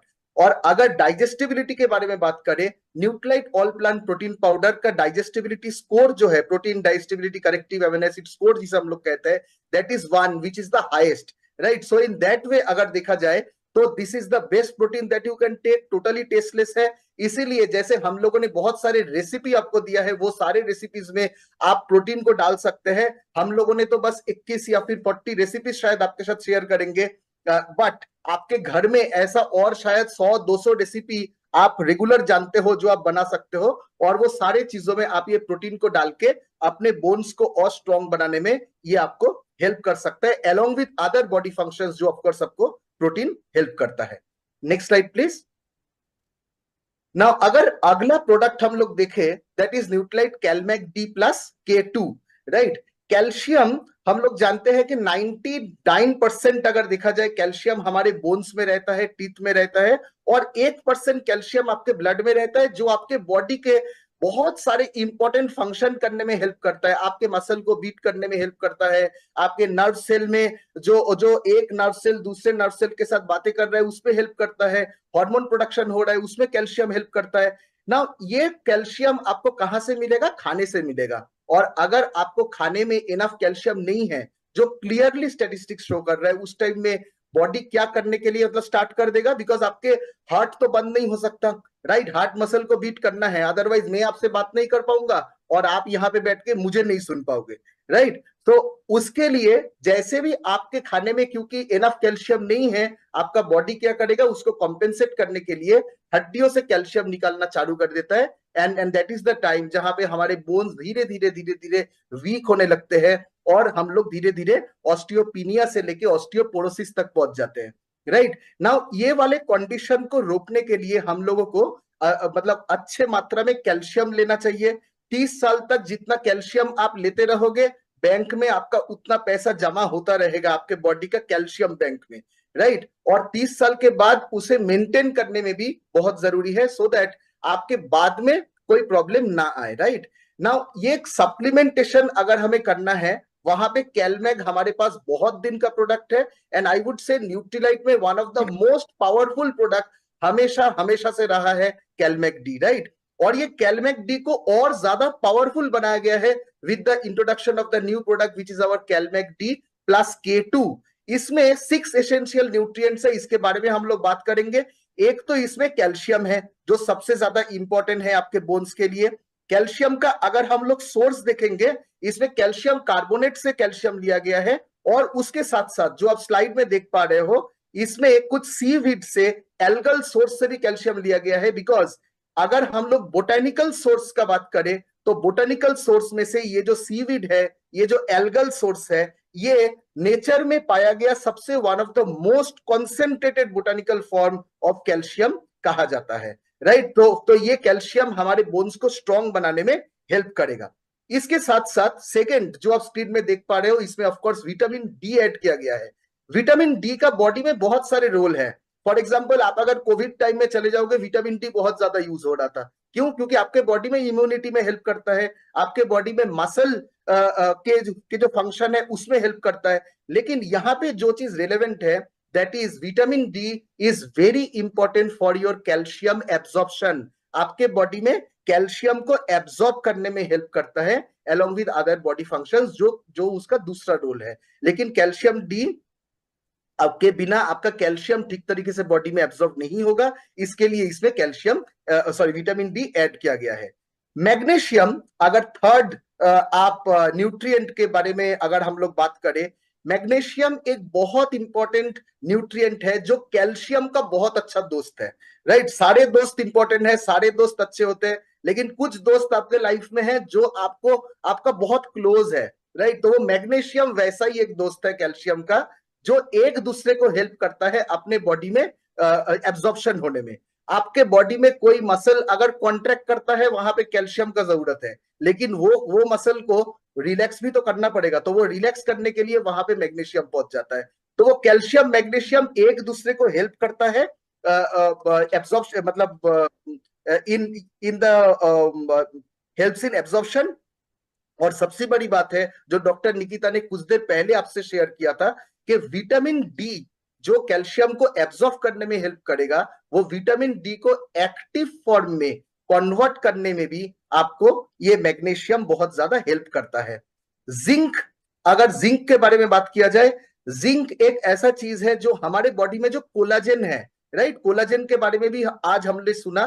कोलाजन बेसिकली हर एक कनेक्टिव टिश्यू आपके बॉडी में जहां भी है, राइट? आपके स्किन ले लो, आपके मसल ले लो, आपके मतलब बोन्स को ले लो, आपके लिगामेंट्स को ले लो, आपके टेंडन्स को ले लो, ये सारे चीजों पे, even in your blood vessels, तो ये सारे जगह पे कोलाजन का जरूरत है। Why? Because collagen is the cementing substance. Collagen सब कुछ टाइटली बाइंड करने में हेल्प करता है, और वो कोलाजन को बिल्ड करने में, बोन में, मसल में, ये सारे चीजों को बिल्ड करने में आपको जिंक बहुत अच्छा हेल्प करता है। इसके साथ साथ ऑस्टियोब्लास्ट एक्टिविटी के बारे में जो डॉक्टर निकिता ने अभी आपसे बताया, मतलब नया बोन सेल फॉर्म होना, वहां पे भी आपको जिंक का बहुत बड़ा रोल है।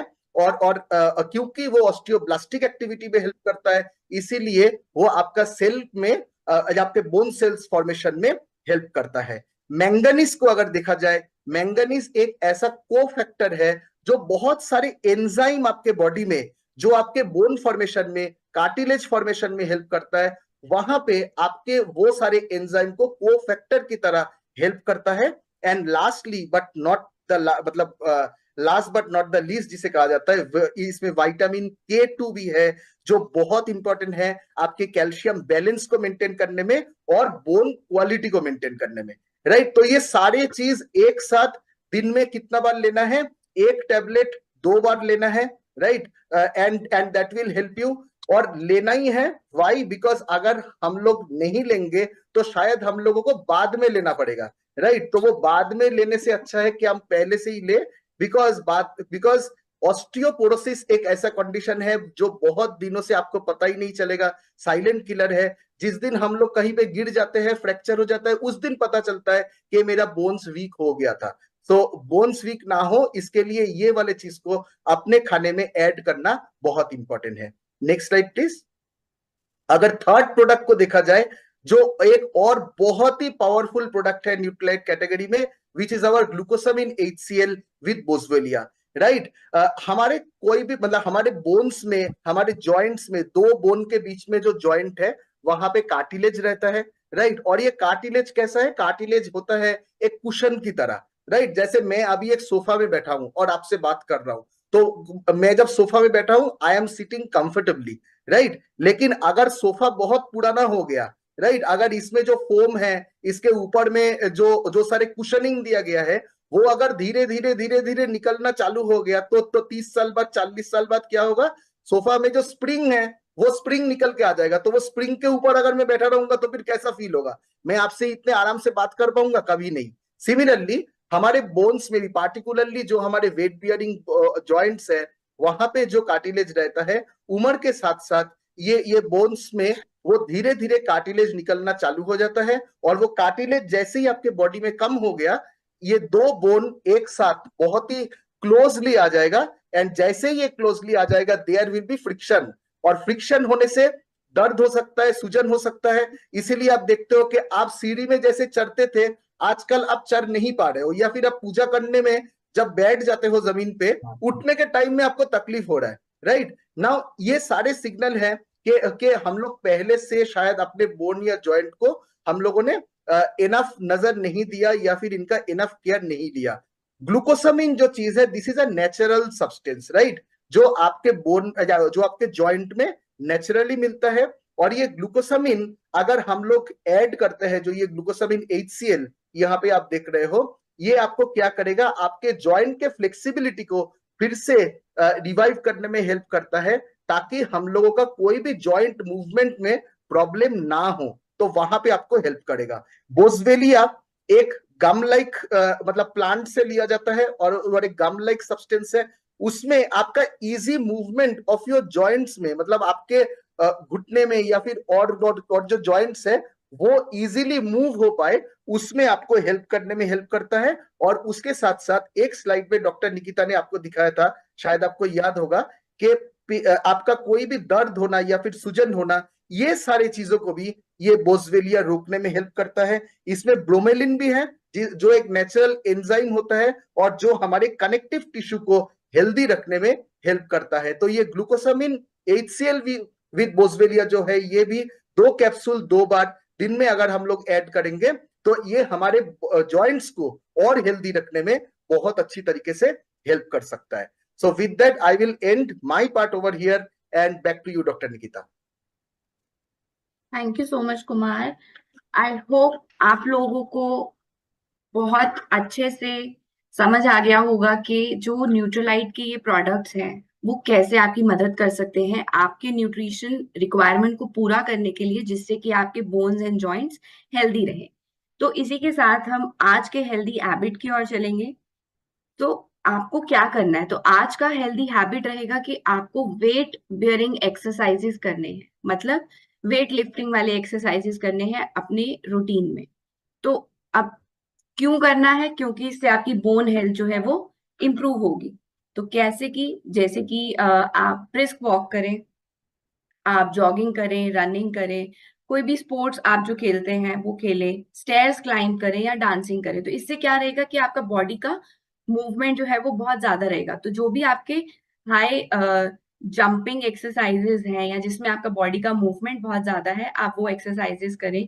रेजिस्टेंस ट्रेनिंग एक्सरसाइजेस करें, जैसे कि वो रेजिस्टेंस बैंड लें या फ्री वेट्स लेकर करें, पुशअप्स या पुलअप्स करें जिसमें आपके जॉइंट्स और आपका बॉडी वेट जो है वो मूव करे, या आप बैलेंसिंग एक्सरसाइजेस कर सकते हैं जो कि आपके जॉइंट हेल्थ में हेल्प करेंगे। और स्पेशली जो ज्यादा एज की ओर बढ़ रहे हैं वो लोग जो है वो training exercise, balance training exercises करें। जैसे कि अब इसमें क्या कर सकते हैं, आप एक अनस्टेबल सरफेस पे मूव करें तो बैलेंस करें अपनी बॉडी को। कोई स्पॉन्जी मैट ले सकते हैं या कॉबल स्टोन्स के ऊपर चल सकते हैं। तो उससे क्या होगा कि आपकी बॉडी की बैलेंस करने की क्षमता जो है वो इम्प्रूव होगी, जिससे कि इंटर्न आपकी बोन एंड जॉइंट हेल्थ जो है वो बेटर हो सकती है। या उल्टा चलना, वॉकिंग बैकवर्ड्स, उल्टा चले या स्टेप अप्स करें। तो स्टेप अप्स में भी आपके जॉइंट्स जो है वो ज्यादा मूव करते हैं। तो ये कुछ एक्सरसाइजेस हैं सिंपल जो आप अपने डेली रूटीन में इंक्लूड कर सकते हैं। तो आपको ये एक्सरसाइजेस एवरी डे इंक्लूड करने हैं to have your healthy bones and joints. तो अब इनको कैसे कर सकते हैं आप? कि धीरे धीरे शुरू कीजिए। अगर जो जो कर रहे हैं शुरू से वो बहुत अच्छी बात है, आप कंसिस्टेंट रहें। बट जो लोग कंसिस्टेंट नहीं है, जो नहीं करते हैं, तो आप धीरे धीरे शुरू कर सकते हैं। धीरे धीरे वेट इनकॉर्पोरेट करें और धीरे धीरे वेट बढ़ाएं समय के अनुसार। क्योंकि जब आप एक ही वेट पे कांस्टेंट बहुत समय तक एक्सरसाइज करते हैं तो क्या होता है कि उस वेट का आपकी बॉडी पर असर होना बंद हो जाता है।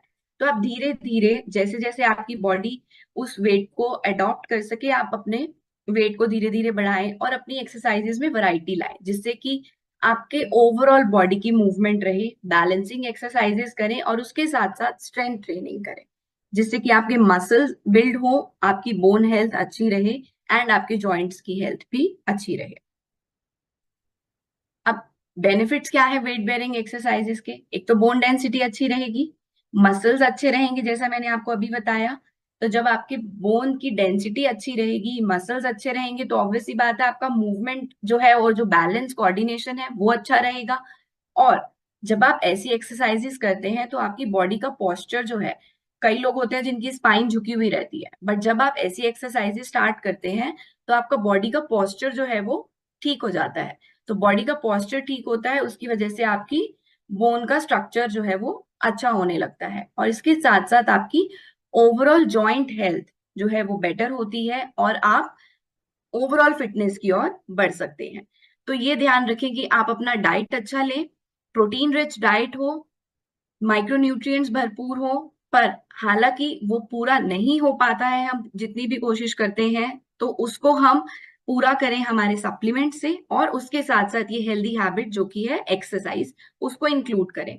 तो with this we will start our day with the shine mantra. That means we are going to start our day with gratitude and optimism. हम अपना दिन जो है एक पॉजिटिव सोच के साथ शुरू करेंगे। हम अपना डेली न्यूट्रिशन लेंगे और अपने दिन को शुरू करने के लिए क्लियर और पॉजिटिव इंटेंशन सेट करेंगे। एक कुछ नया सीखेंगे जैसा कि हमने आज सीखा है, और हम डेली एक्सरसाइज करेंगे। तो और ये हमारा आज का हेल्दी हैबिट भी है कि हमें वेट बेयरिंग एक्सरसाइज को अपने रूटीन में अपनाना है। तो इसी के साथ चलो चलते हैं हमारे recipe and exercise of the day के लिए।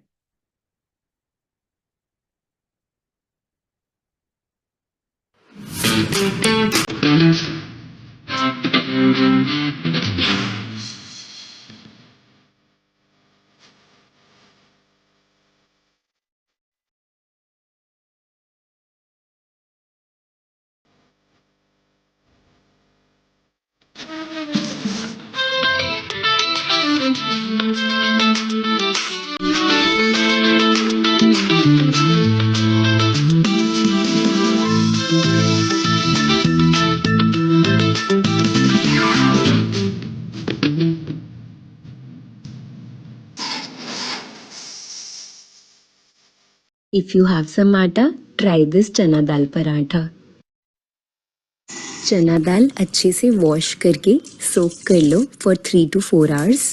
पार बॉईल करके स्ट्रेन कर लो. फिर एक कढ़ाई में थोड़ा सा तेल डालो एंड जीरा तरतर कर लो. प्याज ट्रांसलूसेंट हो जाए तो उसमें डालो मिर्ची, अदरक, लहसुन. बॉइल दाल में डालो नमक, हल्दी, धनिया पाउडर एंड गरम मसाला. दाल पक जाए तो उसमें फ्रेश धनिया डाल के ठंडा कर लो. आटे में डालो नमक, Nutrilite all plant protein powder, Nutrilite fibre, some oil and water. अच्छे से आटा लगा के थोड़ी देर रेस्ट करवाओ एंड छोटे छोटे पेड़े बना लो. एक पेड़ा लो, उसे आटे से डस्ट करो, थोड़ा सा बेलो एंड उसमें दाल का मिक्सचर भर लो. अच्छे से पेड़े को लॉक करके बेलना शुरू करो. बहुत ही पोले पोले हाथों से बेलो एंड पराठे को तवे पे रख के दोनों साइड से सेक लो. थोड़ा थोड़ा घी लगाओ. गरम गरम क्रिस्पी पराठे को सर्व करो with some salad, raita and अचार.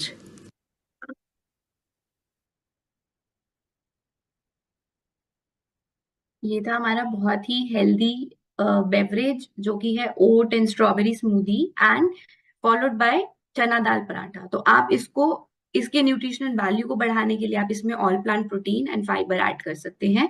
चलिए चलते हैं आज के एक्सरसाइज सेशन के लिए. A very happy gut morning everyone and yes, आज हम करने वाले हैं लंजेस. ये बहुत ही अमेजिंग वर्कआउट है आपकी लोअर बॉडी स्ट्रेंथनिंग के लिए. इनफैक्ट ये वर्कआउट है ही नहीं, ये आपकी एक डेली मूवमेंट है जिसको हमने वर्कआउट बना दिया है. तो इस वर्कआउट को आज हम सीखेंगे और yes will also learn the modified version. लेकिन लंजेस का कोई एक मॉडिफाइड वर्जन है नहीं, ये एक बेसिक फॉर्म है. जिस तरह से आप सीढ़ियां चढ़ते हैं उतरते हैं वो एक लंज का ही फॉर्मेट है. फिर भी मैं आपको एक ट्रिक सिखाऊंगी जिससे आप स्टेबल हो सकते हैं और इसकी प्रैक्टिस कर सकते हैं. So let's get started. So let's get started with understanding the basic format of a lunge. In fact, जो lunge है ना, ये हमारी एक बेसिक मूवमेंट ही है. अगर हम उस मूवमेंट में थोड़ा और नीचे और थोड़ा और ऊपर चला जाए तो वो लंज का मूवमेंट बन जाता है. और जिस तरह से हम स्टेयर्स चढ़ते हैं ना, वो भी एक लंज का ही मूवमेंट है. तो अगेन इन इफेक्ट जो लंज वर्कआउट है ये आपकी डेली मूवमेंट का एक पार्ट ही है और लंजेस एज अ वर्कआउट करने से आपकी डेली मूवमेंट की इफेक्टिवनेस बढ़ जाएगी. तो लंजेस के लिए अगेन हम एक एथलेटिक स्टैंस में ही खड़े होंगे. आपके फीट हिप विड्थ अपार्ट रहेंगे.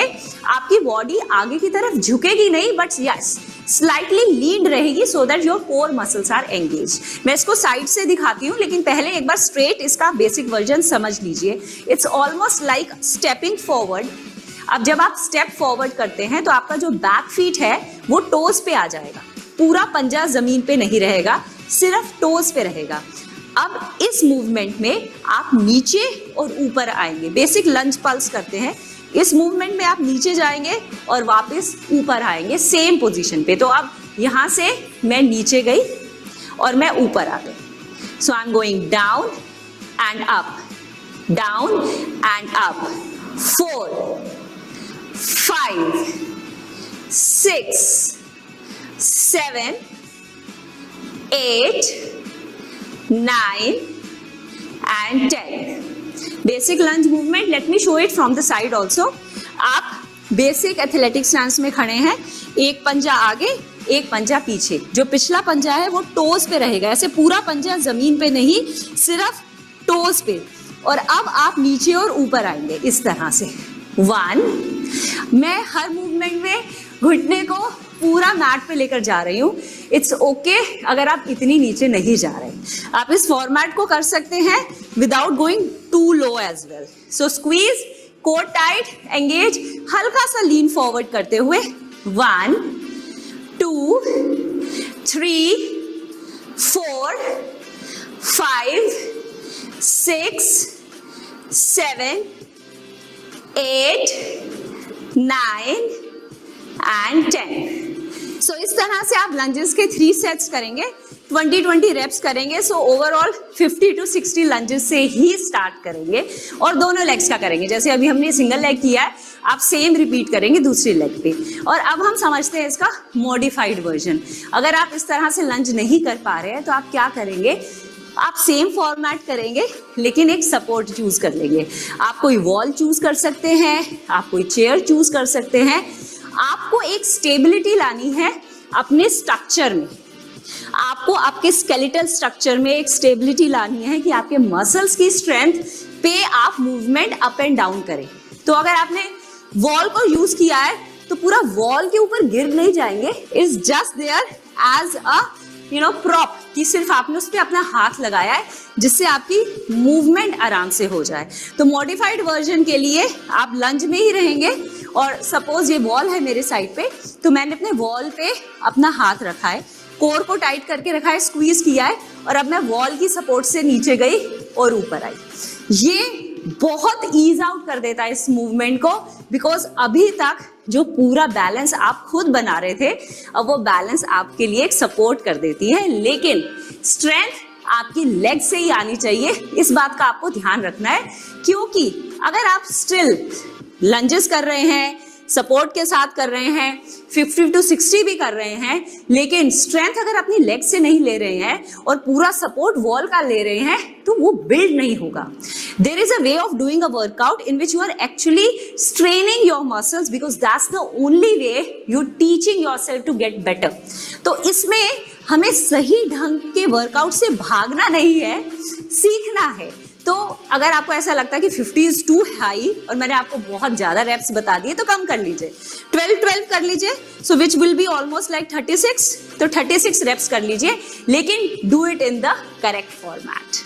I hope you really enjoyed doing lunges with me, and in fact lunges एक ऐसी मूवमेंट है जो आप डेली कर सकते हैं। लेकिन अगर आप इसको वर्कआउट के फॉर्मेट में, अगर आप 150 या 200 कर रहे हैं, तब आप इसको वीक में 3 बार ही करेंगे, because rest of the days your body need that recovery phase as well.